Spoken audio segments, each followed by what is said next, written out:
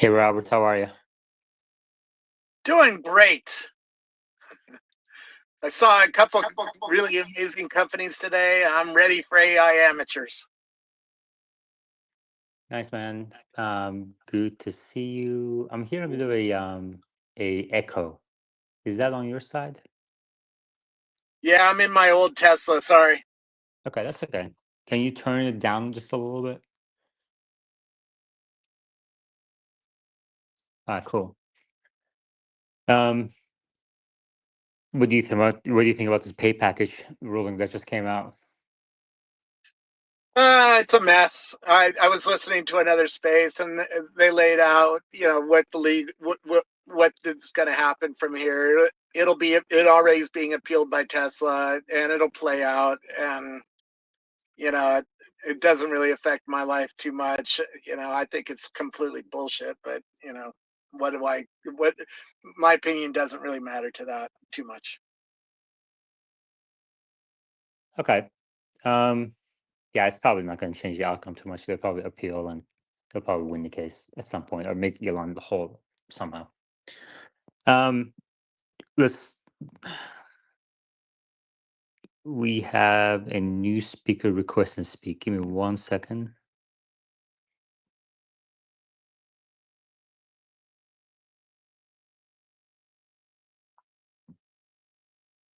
All right, never mind. Um, what do you think was the biggest news, AI news of the week? There's a bunch happening in what I call the holodeck, which is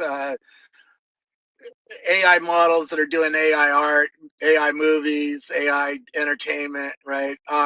There's a whole lot that's happening in that. I've been resharing a flood of new papers and things happening there. Luma just turned on a new model.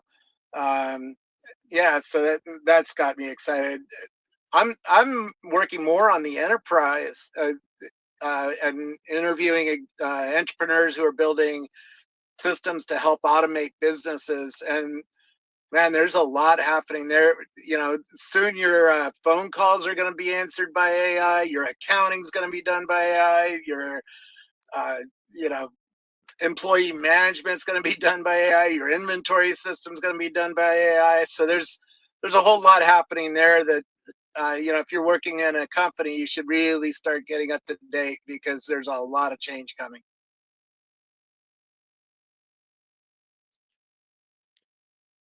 Did you hear about? Actually, we're gonna. I really would like your opinion on Nvidia a bit more. There was some news that we discussed in Tesla Live. I don't know. I don't think you were there today. About Microsoft reducing orders for GB200. Did you hear about that? I didn't. That's sort of interesting. Here, I'll pin it at Uh, the top. yeah, Microsoft Azure is in more. Sorry, Robert. I accidentally muted you trying to remove this one person. Oh, no problem. Uh, Microsoft Azure is at war with Amazon's AWS, and it'll be interesting to see if they're doing that because they're losing customers to AWS, or if they Well, just see a general slowdown. let me read this article and get your views on it. As demand for AI continues to surge, the industry's appetite for high-performance computing chips has grown increasingly intense. This, by the way, article is at the top in the nest. According to a report by Commercial Times, NVIDIA's next-gen Blackwell architecture chip, GB200, has encountered new technical hurdles in its mass production plans. In response, CSP provider Microsoft is reportedly scaling back its orders. Now, the next couple of paragraphs are details about what went wrong with the chip. So I'm going to skip those for now. For those of you interested, we discussed it in Tesla Live today. Then it says, NVIDIA is actively seeking alternative suppliers, but issues such as patent restrictions and capacity ramp-up delays are expected to prolong resolution efforts. While the report notes that chip production schedules remain unaffected, supply chain checks indicate that Microsoft has already cut its order for NVIDIA by 40%, reallocating some to the GB300 chips set to release mid-2025. What do you think? I'm hearing sort of similar, particularly because you shorted the stock. I'm talking to a lot more people, and on the open market, you can get H200 cards now for a discount for the first time in a while. And that tells me there's a little softness on buying these things, that, big data centers aren't sucking up as many cards as they used to be. Elon just had an announcement where he got a bunch more NVIDIA cards, or Jensen did, sorry. But it'll be interesting to see if this is really a thing that's happening, or just a little bit of extra inventory being put on the market. Microsoft cutting orders would be a little extra inventory being put on the market. So there was some discussion today about whether Microsoft is simply waiting for the next one, while NVIDIA, is this a supply-driven production or order cut, or is it a demand-driven, you think? Seems like a demand-driven thing. I mean, if Microsoft doesn't see a market for using as many cards as they were planning on buying, that tells me that something is soft in their business. And I need to know a little bit more. Is that being seen industry-wide, or just at Microsoft? Well, so far it's just Microsoft, but we've been discussing in Tesla Live for about a year, and also in AI Amateurs too, that others have commented that NVIDIA chips aren't necessarily the best performance for price, because they've just gone up so much in price, and they are the best chips performance-wise. But there's also cost so much that, can you do some of the things you're trying to do using other chips? That's true, and particularly if you had to wait in line to get them. I mean, a year ago there was 6 to 12 month backlog.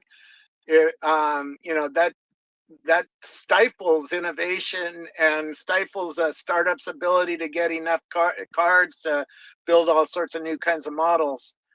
Yeah, I don't know where else to go with that. So do you think this means the extreme growth rate of NVIDIA is going to decline, extreme margins of NVIDIA is going to decline in the coming quarters?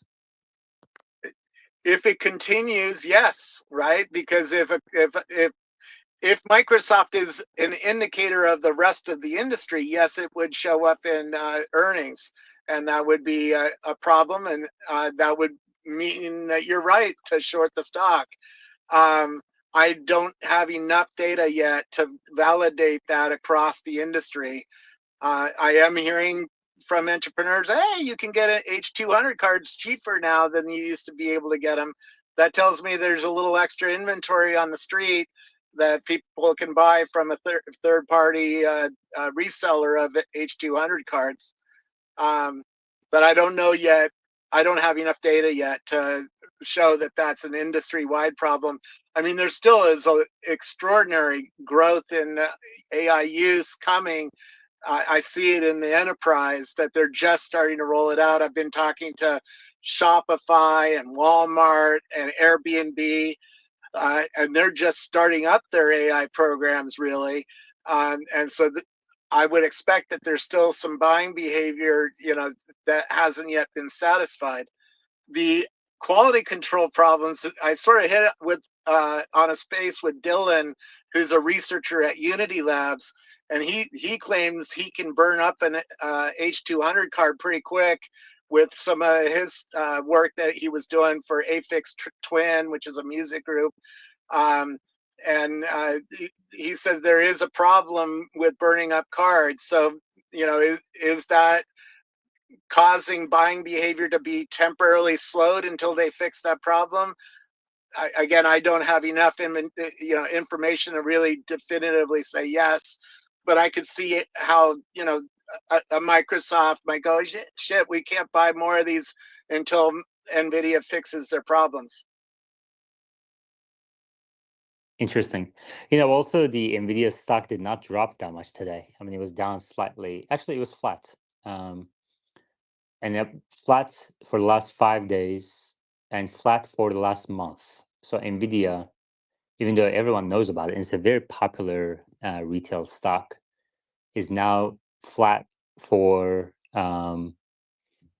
recent months. And since June, so in the second half, it's only been up. It's basically been flat since June. If you talk to my money manager, he says Nvidia is a perfectly priced stock, and that means that buyers are not showing up because it's so expensive that they're scared of, hey, what if Yaman is right and the stock price starts going down? Don't want to be at the top. Don't want to buy at the top.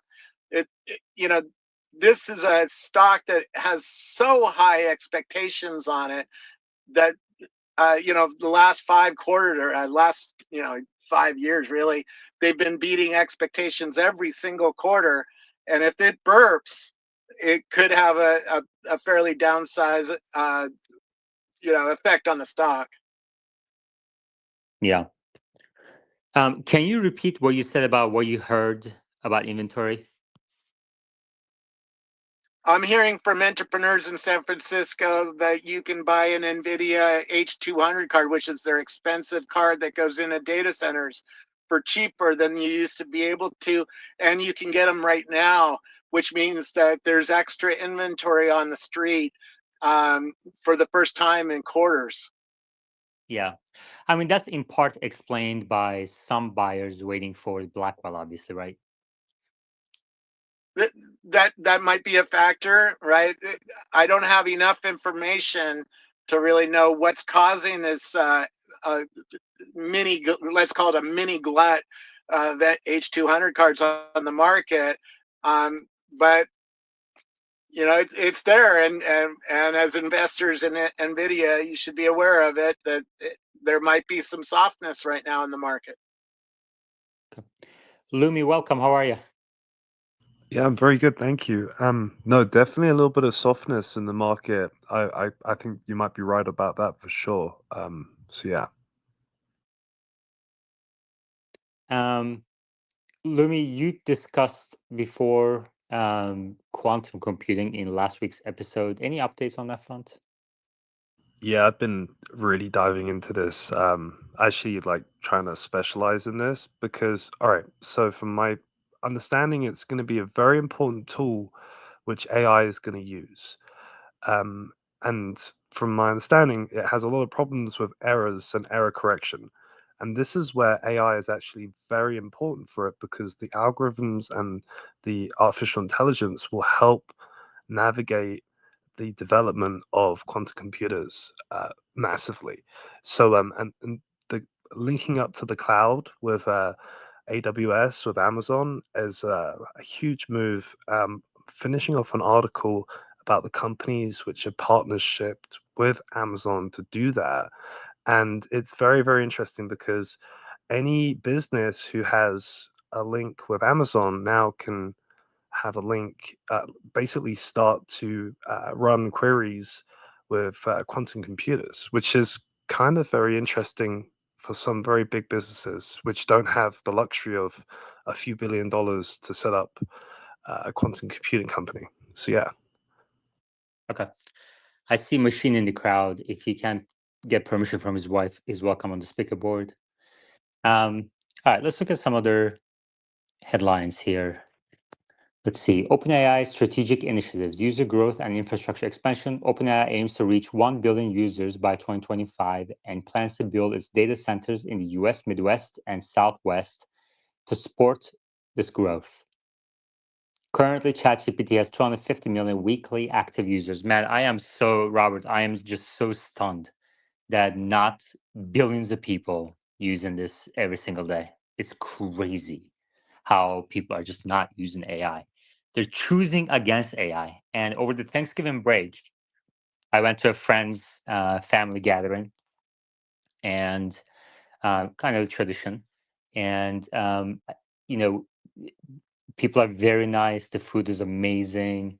They're so welcoming. I love it. I love being there. It's really awesome. And but they don't follow Tesla as closely as we do. They don't follow artificial intelligence as closely as we do. And when I'm in an environment like that, I always try to get some thoughts, like try to kind of bounce some ideas, see how it bounces, and what they think about it. And I don't try to like. I'm just listening. I'm not trying to convince them one way or another. So in this gathering, no one has heard about ChatGPT. Not a single soul in a group of about 24 people have even heard of ChatGPT. Okay, let alone use it, let alone sign up for the premium version, what have you. And I'm not going to go into details, but this group of folks is really representative of an average American. And actually, they make more. The people I was talking with, they make more than an average American. So it's not like they can't buy a Tesla today. It's not like they can't use FSD. It's not like they can't use ChatGPT or they wouldn't benefit from it. All of those things are true, but they just haven't heard of it. And so when after that point, I proceed to kind of explain what ChatGPT does. In very basic terms, say something like if you're looking for an answer to any question, ChatGPT will have the answer for you. And they say, well, is this AI? I'm like, yeah, it's AI.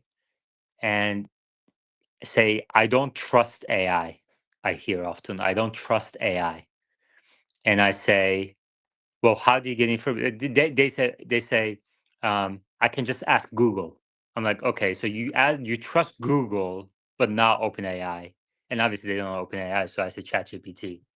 But there is this is again, this conversation I had just a couple of days ago, again, proof, or at least support to my overarching theory that people are afraid of using AI.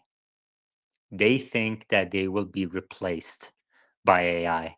And even if they recognize that it would be useful for their life, admitting that would be admitting that they will be replaced by AI sometime in the future. And I think people just don't want to admit that. And they just don't use, like, I think this may be part of the reason why Uber drivers, for example, don't use FSD. I've never been into a Tesla. I've been to many Tesla Ubers. I've never once seen an Uber driver use FSD, which is crazy when you think about it. Anyway, Robert, any thoughts on that? Totally agree. My friend sits in a bar in Sacramento, California, which is outside of Silicon Valley, talks to a lot of blue collar, regular everyday people. And everybody, he tells me, has that reaction that they are not using it, that they're fearful of it, that they are scared that it'll take their job or do something destructive, or that it'll lie to them, it'll hallucinate. They don't even know what the word hallucination means, but there's a lot of resistance to this. By the way, there's a resistance to every paradigm shift in my career. I've studied this. A million people protested the Facebook newsfeed when Zuckerberg first turned that on, and now we all use news feeds, right? So this is a big one, and they're going to be caught unaware, but they adopt. They'll come around. But I did the same thing at my Thanksgiving dinner. Most of my family is using it very sporadically, if at all. They don't demonstrate any deep understanding of it, that you can talk with it with your voice or use a camera to take a picture of something and ask it for more information on it. I mean, I think this is why you started AI Amateurs, really, to try to get more awareness of, hey, the cool things about it and also the downsides of it. That you should be aware that, hey, you can't just ask it to print an essay for your kid and turn that in. You're going to get a failing grade because there might be some mistakes in there, some hallucinations. Um, I went a different angle. I tried to actually pull out my iPhone during our some of our interesting conversations and tried to use ChatGPT in a multi-voice environment, a very noisy environment, and it just failed. It just didn't work. It embarrassed me, and truth be told, because I wanted to show off how cool this thing was, and I just couldn't do it because everybody. It reminded me of your show and your admonitions to me to stop talking when other people are talking, right? ChatGPT doesn't do well with that. If there's four people all talking at the same time, it just fails. It stops working. It stops answering your question and starts listening again, which is the wrong thing to do because I asked it a specific thing.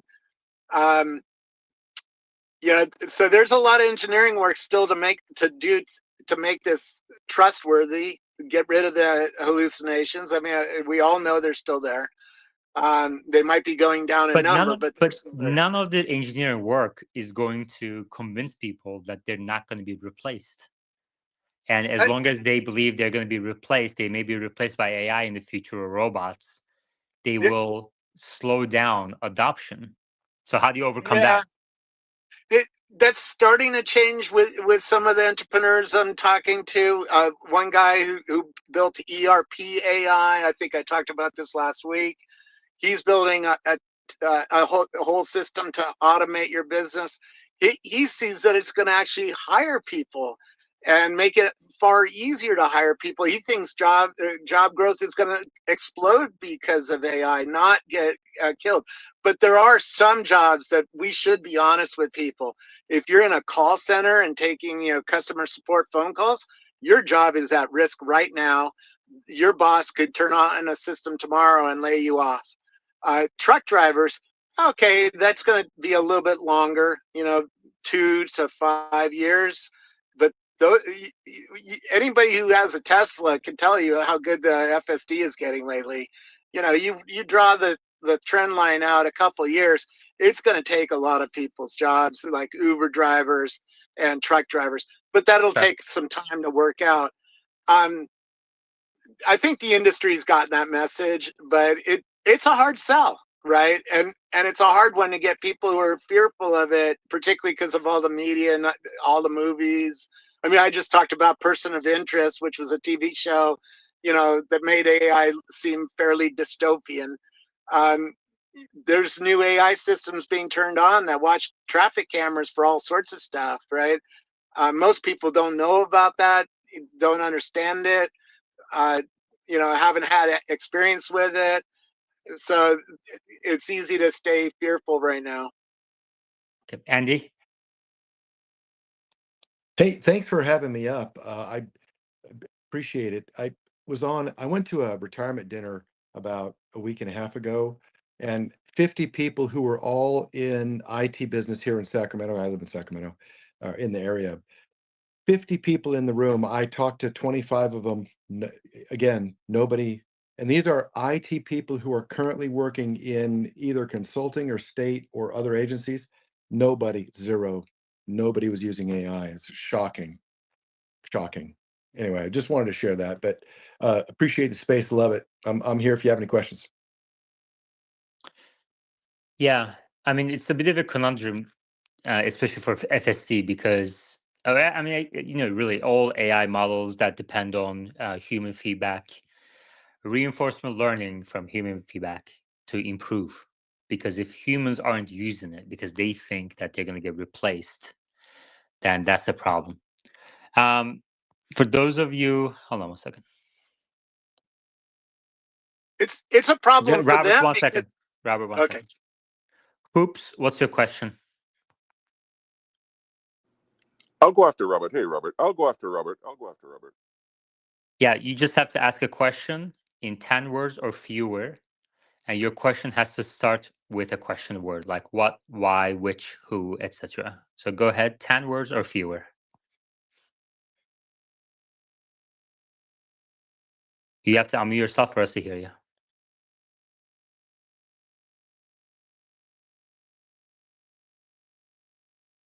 Okay. Yeah, Hoops. Yaman has a rule: if you're a first-time on the speaker board, you have to ask a question instead of making a statement or something like that. If you have a question, I'd love to answer it. Yeah, it's all right. He can also reply to a tweet that I sent to him, asking what his question is. But Lumi, Yeah, back on point about the AI and people not adopting it as quickly because they're fearful of it replacing them. I mean, it might be out of their hands altogether. A lot of AI might be in the background of their everyday lives and push through to them with influencers like Kim Kardashian playing with Optimus, or various other things which are going to use significant AI capabilities. So the influencers are going to be probably the key to pushing the robotics revolution, and it's going to become apparent because these people are going to love Optimus because it's basically something which they really always kind of wanted, which is labor at affordable prices, which isn't going to cause you significant legal problems. yeah, but the thing is, like you're saying, these people are going to love Optimus, but I'm sure you said these people are going to love FSD, and FSD adoption rate has disappointed pretty much everybody. I mean, I don't think anyone I would expected say that's based FSD. on price I more don't than think. anything. Oh, give me a break. $99 a month.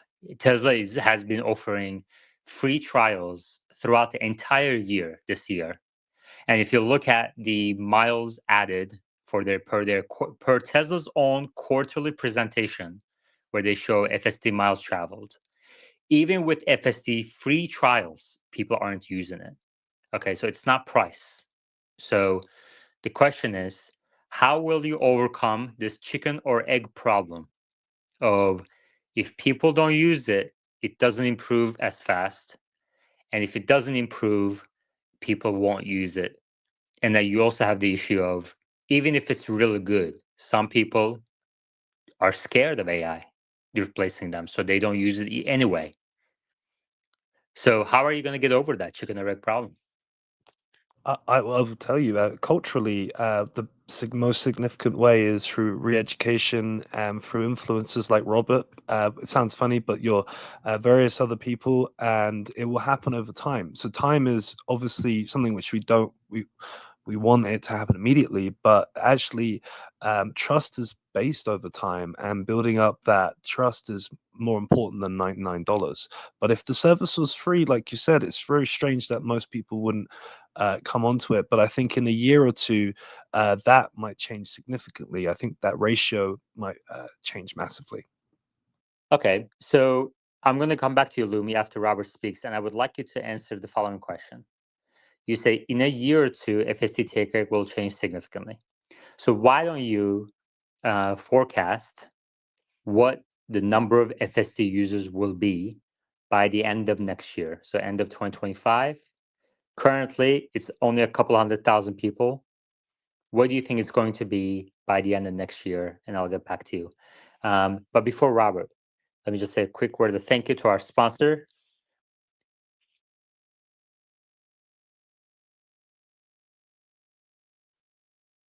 AI Amateurs is proudly sponsored by Paymore, your trusted destination for buying, selling, trading, and recycling electronics. Looking to upgrade your tech? Want to turn your old device into cash? With over 100 stores nationwide, Paymore makes it easy and secure. They believe the best technology doesn't have to come at the cost of our planet or your wallet.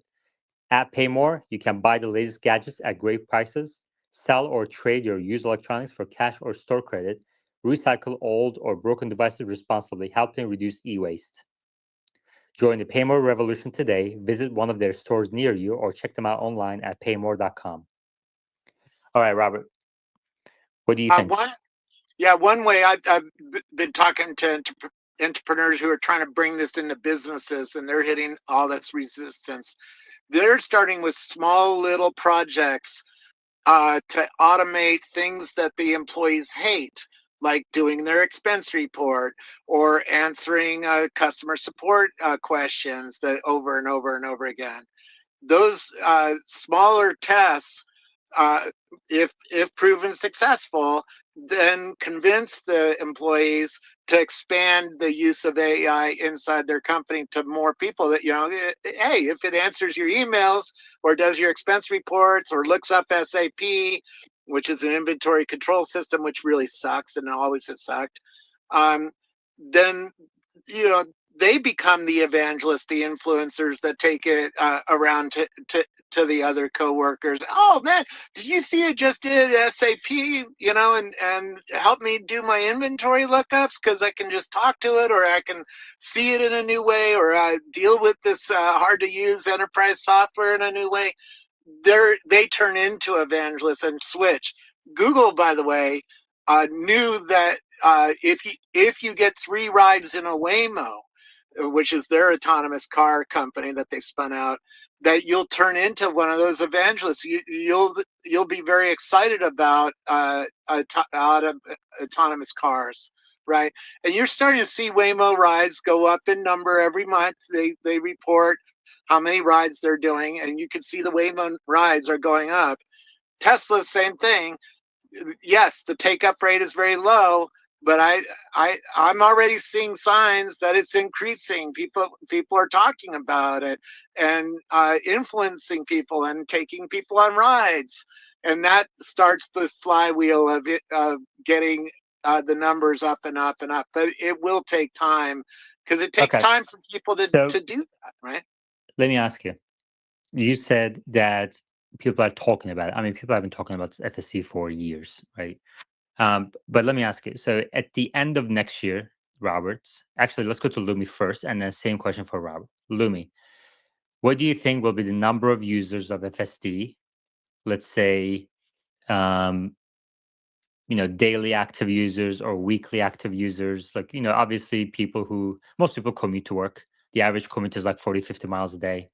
Half hour one way, half hour the other way, 1 hour of commute. I mean, it would be very useful.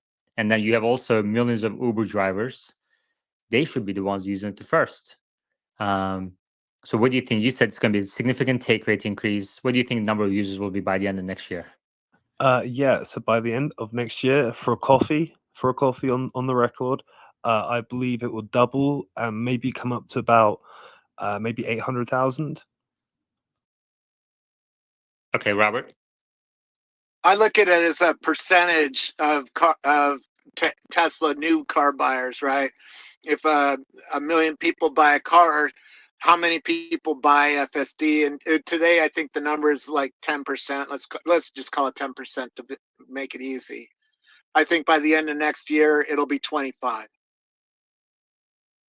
So 25% of every new car sold will have will be bought with FSD, because if you say 2 million cars next year, I mean, I guess some of the global, but Tesla AI team is saying they're going to go to Europe and China in Q1. We'll see if that happens. They also labeled it as regulatory approval pending, so that kind of says it's not going to happen.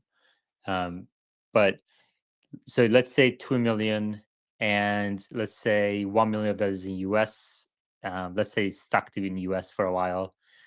25% of that, 250,000, and a couple hundred thousand right now. A couple hundred thousand right now. So you're saying a couple hundred thousand on top of that. So your estimate is actually, I mean, unless you think FSD will expand into China and Europe next year, your estimate is either more conservative than Lumi, or about the same as Lumi. Robert, is that fair? Somewhere around the same number, yeah. I'm being fairly conservative. Europe, by the way, has regulation blocking driving a car without having your hands on the steering wheel. Of course, my car drives me around town without my hands on the steering wheel. That rule is supposed to change toward the end of next year. So I would assume that toward the end of next year, Europe will turn on. Now, let's say the percentage remains the same, that fleet-wide only 10% of people buy FSD. Well, that's a huge new 10%, right? If Europe turns on. And same thing in China. If China regulators allow Tesla to turn on hand-free driving, that's a huge new market. They're selling a lot of Teslas in China. Lumi, can you hear Robert? Yeah. I can't hear Lumi. I can hear you, though. Okay, give me 1 second. I'll be right back. Robert, you can keep talking.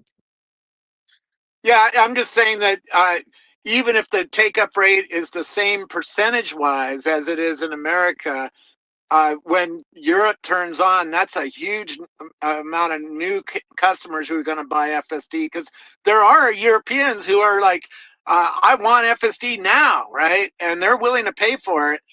Same thing in China. There's a big awareness of autonomy in China. You know, there's buses driving around without humans driving them around. There's other car manufacturers who are driving around without hands on the steering wheel. So when the regulators do turn on, allow Tesla to turn on FSD, there'll be a huge new pool of customers there. Even if the take-up rate doesn't go up from where the percentage of where it is today in America. Okay. I mean, you know, at the end of next year, Tesla will have 10 million vehicles around the world, close to 10 million vehicles around the world. And if it's only 500, 600, 700,000 people, you're looking at, you know, 5, 6, 7% take rate across the fleet. I mean, not all of those vehicles obviously are Hardware 3 or Hardware 4, but, you know, Tesla seems committed to backward compatibility with Hardware 3 for now. And, you know, I mean, I guess Lumi and Robert, is your estimate limited by backward compatibility of the software to Hardware 3 cars? Well, from what I know, really and truly, it's going to be more about the marketing and the influence than anything else, because it doesn't matter about how many pull like fleet cars there are. It's more about the psychology and the ideology of adoption. Because think about it, if it's only 6%, if you were to have a brilliant campaign in various different countries and FSD was allowed in China and various other places like Europe, then and you had a marketing campaign which was very, very specific at changing the ideology of allowing AI to do these things, it would mean the take up rate could double or triple. So it's like everything. If you pour in resources and it's very focused with one point of view, you can easily change this whole game altogether. So if you guys are saying 600, 700, 800,000 users of FSD by the end of next year, does that mean you don't believe FSD unsupervised is going to happen next year? No, that's not what I'm saying. So if FSD unsupervised is on, like, wouldn't the take rate jump way more than a couple percent? I would assume so. I'm just being conservative and, you know, seeing that the percentage would double maybe, or go up 20, you know, go up a little bit more than double. It could go up more, you know, and I'll be very excited to see that it is. But I'm trying to be conservative because I don't want to lose any coffee bets. Okay, yeah, yeah, exactly. Okay, so you think, so you guys both think 1 million FSD users is more a 2026 story, not a 2025 story. Fair? Yeah, I think by Most likely. 2026. Yes, go ahead. And from a risk point of view, that makes sense as well, because think about you do want a lot of data. They want a lot of data and a lot of people using the product, but at the same time, they want to mitigate the risk and not have everyone on it and then find a very problematic situation or something which happens. So the idea is by moving along and using time, it really does reduce the risk of something really problematic happening. So they're going to take their time most likely. Yeah, and you know, we're still not in feature complete. We're not in a world where people are calling Tesla live and saying, "Oh my God, it's been a month since I've had a takeover." They are saying that.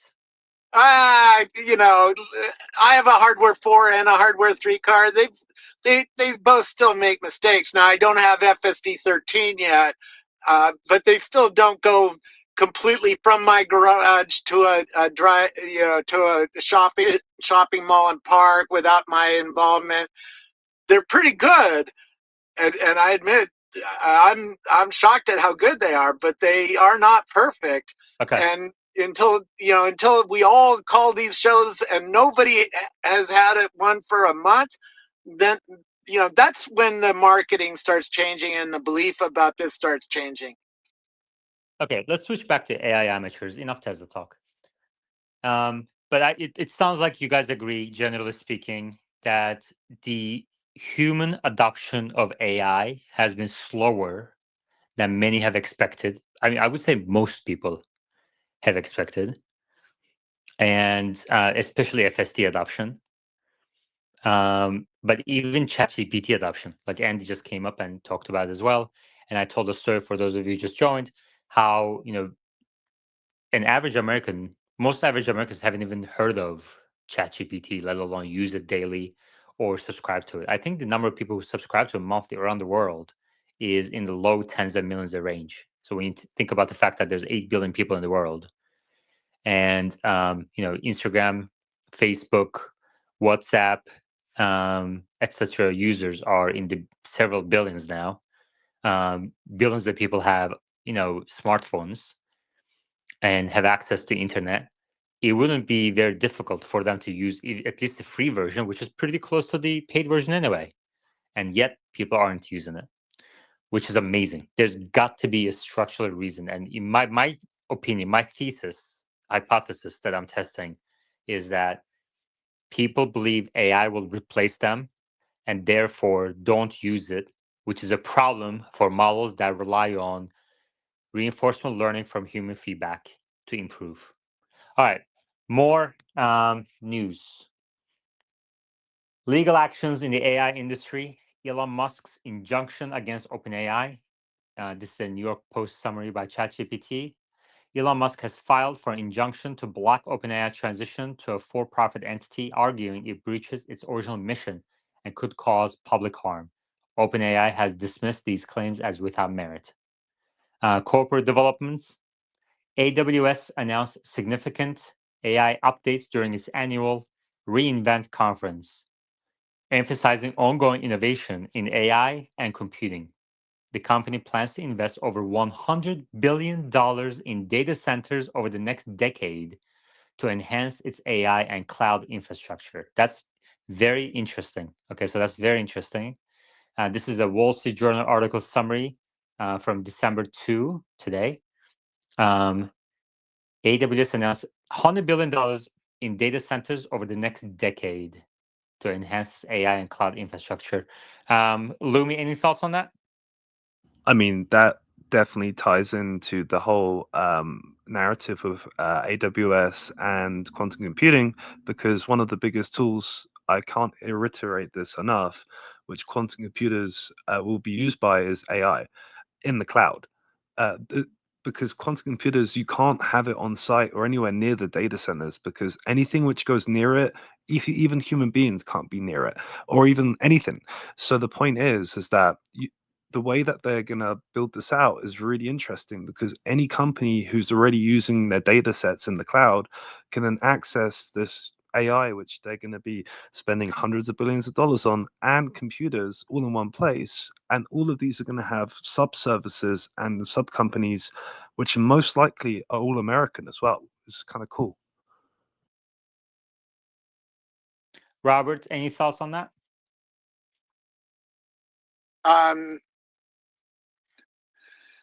Yeah, Lumi's right. Quantum is coming. It hasn't really hit data centers in a massive scale yet. We're in the early days of quantum. I don't know. Robert, you're cutting off a little bit, at least for me. Let me read this article from Wall Street Journal about Amazon Web Services CEO. This is important in the sense that all this CapEx amount announcements from different companies, Microsoft, Amazon, Meta, and others, obviously amount to demand for NVIDIA, could impact TSMC, ASML, and other AI companies, AI, stories. So I want to kind of stay on top of these numbers. Again, like these are just kind of announcements, just like GM announces we're going to do dozens of EVs in the next 5 years. Doesn't mean it's going to happen. But still, these are the headlines that drive the stock prices in the immediate near term. So Matt Garman, the new chief executive of Amazon's cloud unit, says AI is a race without a finish line. See, these are oh man, these are the comments. I'm like, I scratch my head.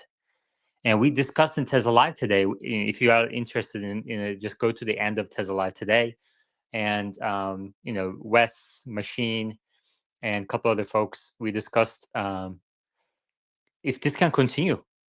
Like, what the hell is a race without a finish line? Like, these are the comments that kind of make you think, okay, there's definitely some hype going on here. It is such a foundational technology, Garmin said. It's just a thing that's going to happen forever. Garmin, who became CEO of Amazon Web Services in June, is about to headline his first reInvent, the company's annual conference, which regularly attracts tens of thousands of attendees to Las Vegas. Each year, it is transitioned for the world's largest cloud provider to invite its chief executive to rattle off a slew of product updates in a keynote address.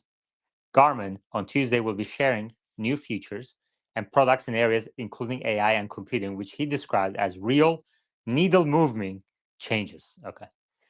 The changes that Amazon unveils do need to be revolutionary, some analysts and customers say. The cloud giant has been perceived as falling behind its tech rivals in the AI race, though it has continued to introduce new AI capabilities targeting business customers. Even in overall cloud computing, long Amazon's domain, its rivals are catching up. Amazon's share of the global public cloud computing market fell to 39% in 2023 from 39.9% in 2022, according to research and consulting firm Gartner. Meanwhile, I'm going to skip this part. Let me see this $100 billion comment. Amazon is also planning to spend more than $100 billion over the next decade on data centers, devoting more investment money to cloud computing and AI infrastructure than its sprawling network of e-commerce warehouses. Trainium is Amazon's in-house AI chip, which obviously competes to some extent with NVIDIA's H100, at least for Amazon's own purposes. First launched in 2020, which the company has touted as the most cost-effective chip for training AI models. As part of this new investment, Anthropic will use Amazon's chips to train and run its future AI models, the company said. We talked about this I think last week or the week before.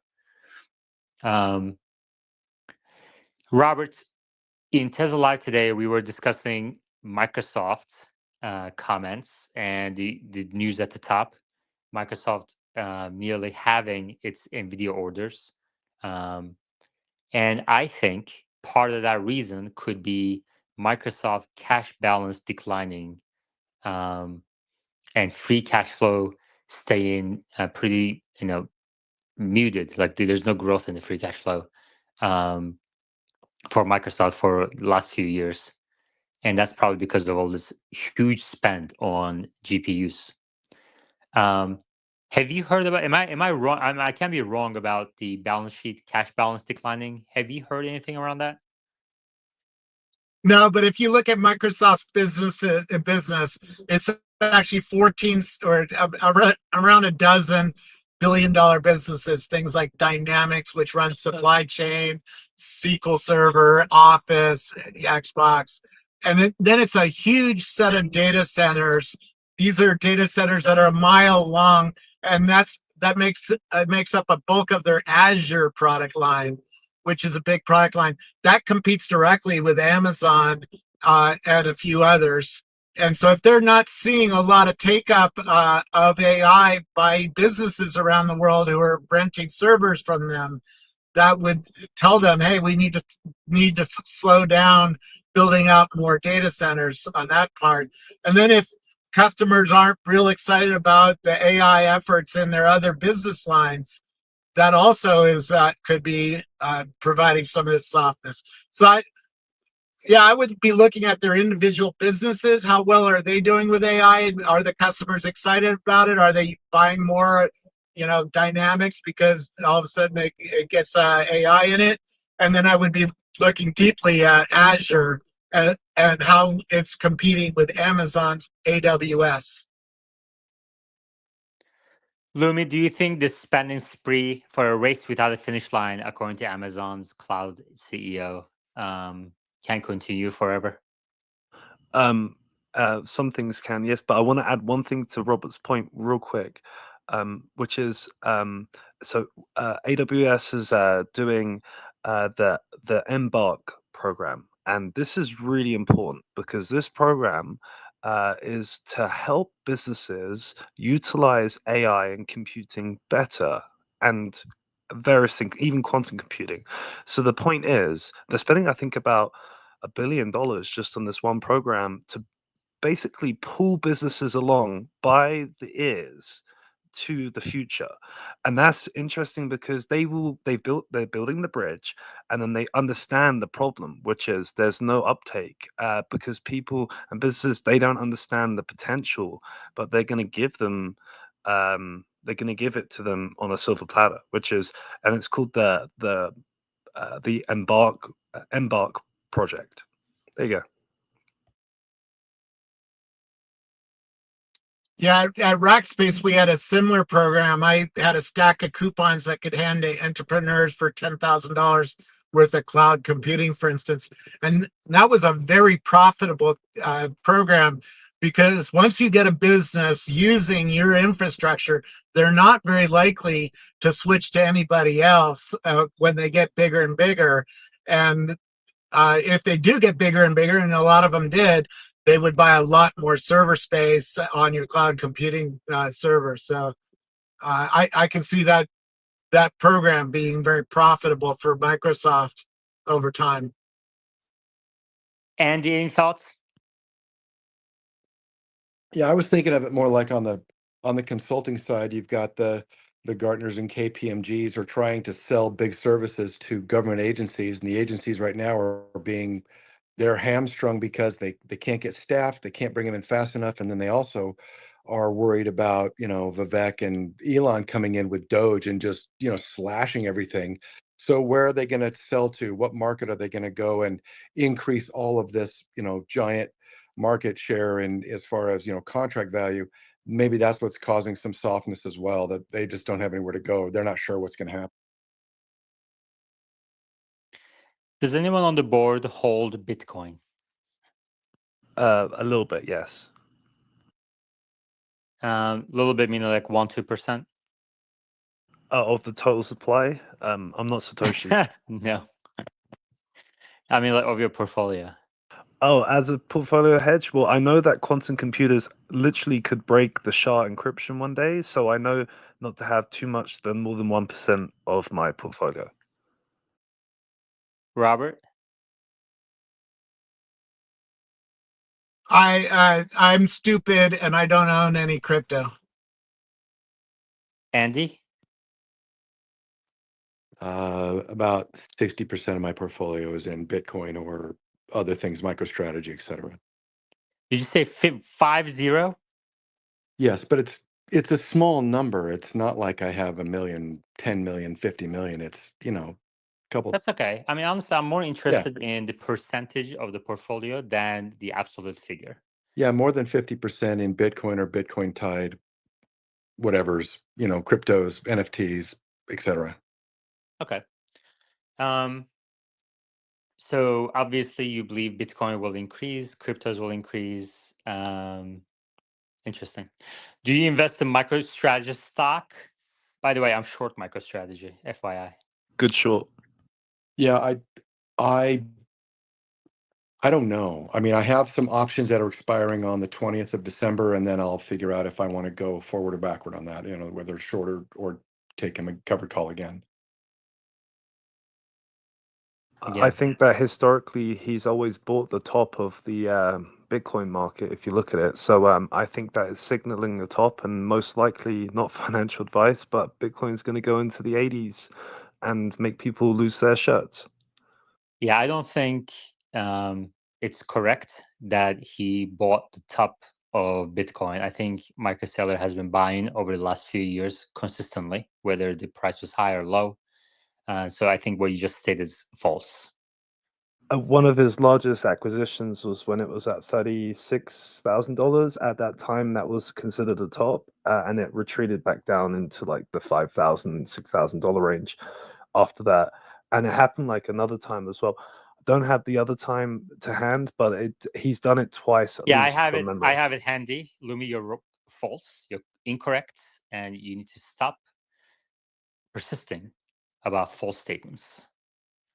If you go to sailortracker.com, you can see the record of purchases, and it's pretty consistent, whether it's high or low. I mean, he bought a bunch when he made 1, 2, 3, 4, 5, 6, 7, about a dozen purchases at around 20,000 and below $30,000 for Bitcoin throughout 2022 and 2023. So it's really important to me that we get the facts correct, and you just have a problem with that, I think. So I'm going to move you down to listener.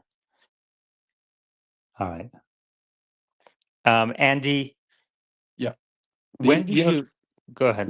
The interesting thing that what Michael Saylor said was he predicts year over year 21% growth for more than 20 years. So if it's a long strategy, if it's a really long strategy, a decade long strategy, I think it has options. But the biggest problem I think the biggest risk is that a government or some entity in a government will just decide, yeah, we can't control Bitcoin, and a central bank is going to just put pressure on a government to whatever, put it in securities and destroy it or something like that. I don't know. That's why I do short covered calls 30 days to see what's going to happen so I can run the market either way. Yeah, I mean, it's like MicroStrategy stock is a heaven for traders, like short-term traders. It's like a heaven. So if you're doing call options, put options, day trades, swing trades, whatever, MicroStrategies are like go-to thing. If you also believe that Bitcoin will continue to increase for years to come, then that can also be a good vehicle because it's 2x leveraged, and 2 to 3x really. And as long as you don't leverage MicroStrategy stock on top of that, then you're probably fine. But that assumes Bitcoin price will continue to go up, which I don't think that's necessarily a safe assumption.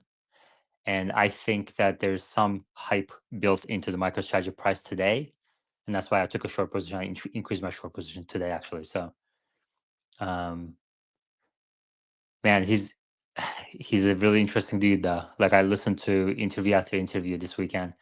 Just a really interesting dude. It's amazing. I think 90% of the stuff he says about corporate finance is incorrect, but somehow he's able to raise these. He bought like $12 billion, $13 billion of Bitcoin in the last like 2 weeks. That's incredible, And I mean, he can't keep it going for a while. Who knows how long the hype can continue? But I guess, Andy, do you think Bitcoin prices incorporate a bit of a hype at this point, or do you think these are fundamental price increases that will continue for years to come? I think it's hype, and I think things like Michael Saylor saying that and then going out and backing it up by spending billions of dollars in Bitcoin or whatever he's leveraging in his MicroStrategy whatever's. I think that adds to it because if it's at the end of the day, the market is supply and demand. More people want to buy something, prices go up. More people want to sell something, prices go down. It's not that complicated, but I think to answer your question, it's hype. But I'm an amateur trader. I'm a project manager, program manager in the IT world doing software deliveries for big companies and agencies. Don't take my advice. I don't know. Okay. All right, let's continue with news. Robert, any thoughts on MicroStrategy? I think Jason Calacanis is also kind of focused on a little bit. There's a lot of tweets going around. It's a hot topic right now. Any thoughts on that? I don't follow that very closely. I mean, I see it once in a while, like you said, but I don't have any thesis about it. Yeah.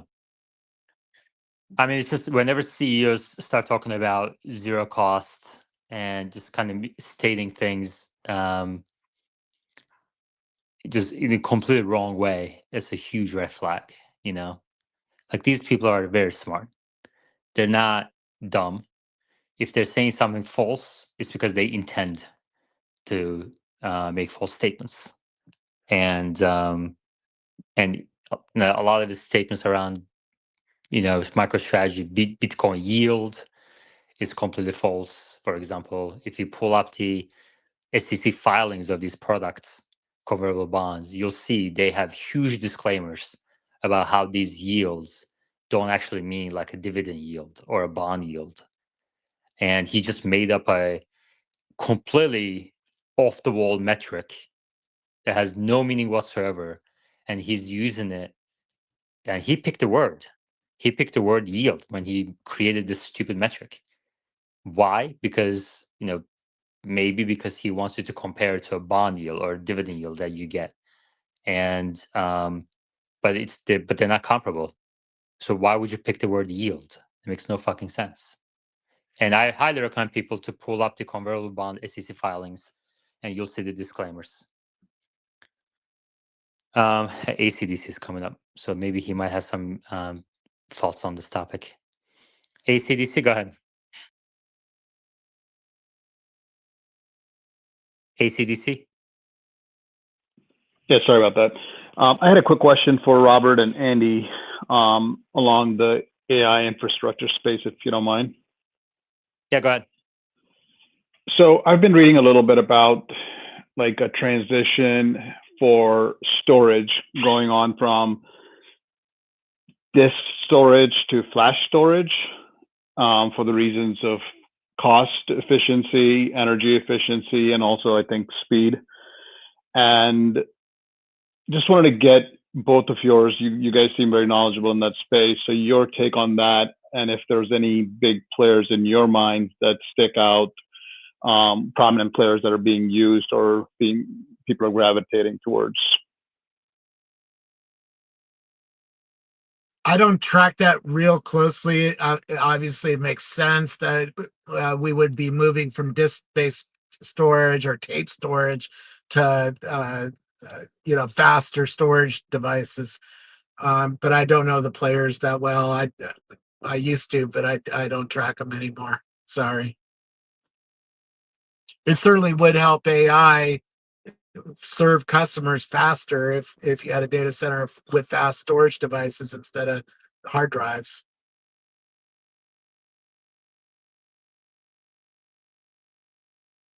Okay, Yeah. ACDC, any thoughts on MicroStrategy? Oh, sorry, Andy, go ahead. No, I was going to say the same thing. I work on the software side. I know how things get operated from the contracts and consulting side, but I don't know who the players are. I just know that if you need more storage, you got to pay. And I don't know who does it or who's going to fill them up or who's going to make the disks or who's going to supply the servers or build the data center. I'm not sure. I would start with Samsung. They make a lot of storage devices, and then find all the competitors for their storage business.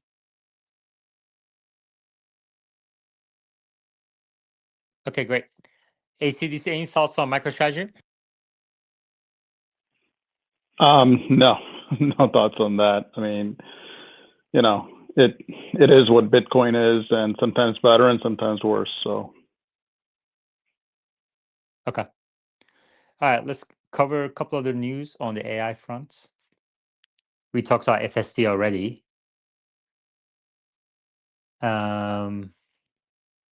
International AI policies.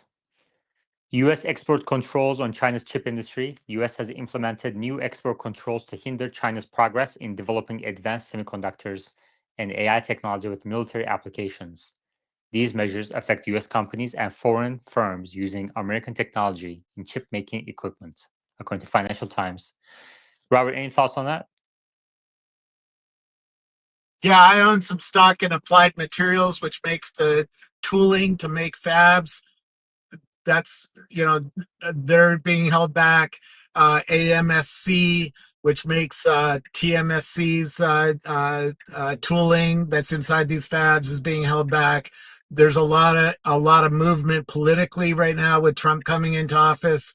So there's a lot of uncertainty as to what Trump is going to do with tariffs and other things, other ways to keep China from expanding more rapidly than it already is. Okay. We're coming to the end, approaching the end of the space. It's been going on for about an hour. We started early today. I think I'm going to try to start earlier from now on Monday nights, maybe around 7 o'clock Eastern, 4 p.m. Pacific. Any questions, comments, please request to speak. Any questions on AI, whether it's Tesla or non-Tesla, please request to speak. In other news, a study explores how generative AI can assist journalists in various tasks, from story conception to distribution, while maintaining journalistic and ethical values. And AI-generated news detection. Research demonstrates that fine-tuned models like BERT and Roberta can effectively detect AI-generated news, achieving high precision in identifying content created by tools like ChatGPT. I mean, that's another example of what we were talking about earlier at the beginning of the space, which is humans appear to have an almost like an innate fear of AI, innate fear of being replaced. And they think, some people at least, and I think most people, by my estimate, think that they're afraid of AI because they're going to be replaced by ChatGPT or robotics. So I think that will be the limiting factor in adoption of AI. I think that's the reason why hundreds of millions of people haven't yet signed up for ChatGPT Premium, or billions of people aren't using the free version. And I think that's the reason, or at least part of the reason, why some of these AI applications that just haven't caught on. And if people don't use these AI models, then those models that are relying on reinforcement learning from human feedback will have a difficult time improving. So other techniques may have to be used, and I just don't know how you can replace human feedback. So, all right. Well, let's leave it there. Thank you very much, everybody, for joining, and I will chat with you all in tomorrow's Tesla Live and AI Amateurs on Mondays. Take care.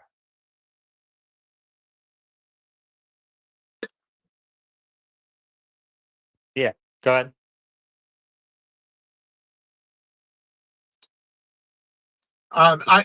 If you want to continue for just a minute, I think there's a problem on cell phones that most people would try AI like on a Siri on an iPhone or a Google on an Android phone, and those have not gotten to the place where they need to be yet. And so if they try AI, their opinion of AI is built by Siri. We know that the new Apple Intelligence is just not close to ChatGPT, and that might be how they're building their opinion of AI beyond just being afraid of it. So watch the mobile phones. Google Gemini just came out with a new version. I haven't yet really dug deep into that, but I'm hearing good things from people. That'll be something I play with a lot more this week. So next week we could talk about that. Sounds good. Thank you, Robert. All right, everybody, take care. Have a good night.